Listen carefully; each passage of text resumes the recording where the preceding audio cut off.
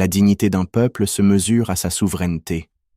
Après la survie matérielle et culturelle de la société, la souveraineté du peuple doit être la fin suprême de toute action politique, car elle incarne le droit naturel du peuple à se gouverner lui-même, à rédiger et voter ses lois, à adopter ses constitutions et à trancher en dernier ressort les questions qui le concernent.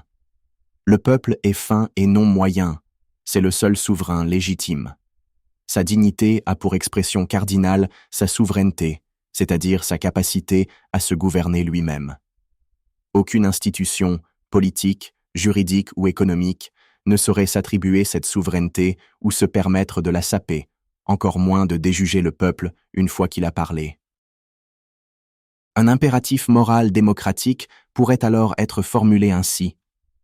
Agis de telle sorte que les institutions, les marchés et les gouvernements ne soient jamais que des moyens au service de cette souveraineté vivante et de son émancipation collective, et jamais des forces qui aliènent la volonté populaire, étouffent la diversité d'opinions, confisquent le pouvoir, réduisant par là la politique à un simple rapport de force. La souveraineté du peuple n'est pas un simple principe politique, mais la condition même de sa dignité et de son émancipation collective. Pourtant, un narratif pervers et toxique voudrait s'imposer. Plus le peuple vote, plus il risquerait de basculer dans le fascisme. C'est le contraire qui est vrai. C'est quand le peuple ne vote plus, quand il est exclu des décisions, quand ses décisions souveraines sont déjugées, quand son consentement est façonné par la propagande, que les régimes autoritaires et les ingérences étrangères prospèrent. Il est profondément excessif de réduire cette souveraineté populaire à la tyrannie de la majorité. La tyrannie est instinctive et la démocratie rationnelle est pluraliste. Une souveraineté populaire implique une culture démocratique, avec des débats contradictoires permettant à chaque voix de s'exprimer et de s'affronter, aboutissant alors à une intelligence collective plus juste et éclairée. En outre, quand les citoyens se sentent respectés, ils s'engagent dans des échanges qui transcendent les clivages et où la raison l'emporte sur les préjugés et les seuls intérêts. La démocratie dont nous parlons n'est pas le gouvernement de la majorité contre la minorité, mais de l'écoute de la minorité, du respect de l'altérité, l'écoute active de toutes les composantes de la société, consciente que la diversité des opinions est une richesse, non une menace.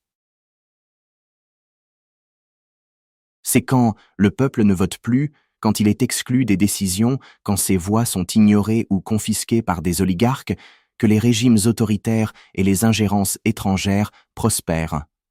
Un système politique décentralisé, où le pouvoir est distribué entre les citoyens, les communes et les régions, est structurellement plus résistant aux chocs. Comme Internet, conçu pour survivre à une attaque nucléaire, une démocratie où le peuple peut légiférer directement ne peut être paralysée par la capture d'un seul centre de pouvoir. Cette décentralisation n'est pas seulement un idéal démocratique, c'est une nécessité stratégique. Les régimes autoritaires et les puissances étrangères ciblent les faiblesses des systèmes centralisés. Corruption des élites, propagande médiatique, pression économique. Un peuple souverain, en revanche, au sein d'une culture démocratique, est plus résilient. Pour être pleinement démocratique, ce système doit reposer sur des mécanismes de démocratie semi-directe.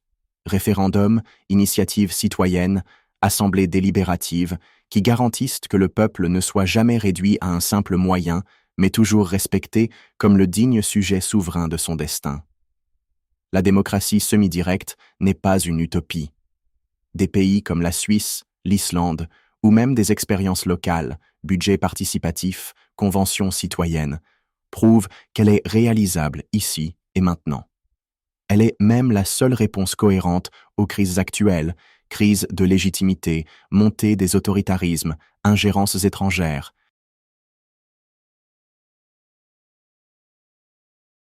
Les avantages défensifs et productifs de la souveraineté populaire apparaissent évidents, mais elle doit bien entendu avoir ses défauts inhérents.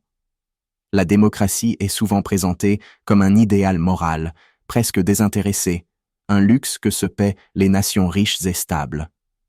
Comme l'a montré Zbigniew Brzezinski, les instincts démocratiques d'un peuple peuvent entrer en tension avec les exigences d'une puissance impériale, révélant une contradiction fondamentale.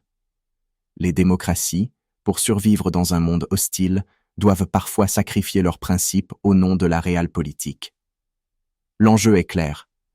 À défaut que les nations puissantes soient démocratiques, il faut que les démocraties soient puissantes et si fortes qu'elles rendent les régimes autoritaires obsolètes. Or, ce ne sont ni l'idéal ni la dignité humaine qui trancheront, mais le réel de l'histoire, avec ses avancées, ses reculs et ses ambiguïtés. Nous ne pouvons qu'espérer et agir en conséquence en espérant que moralité, dignité et efficacité convergeront.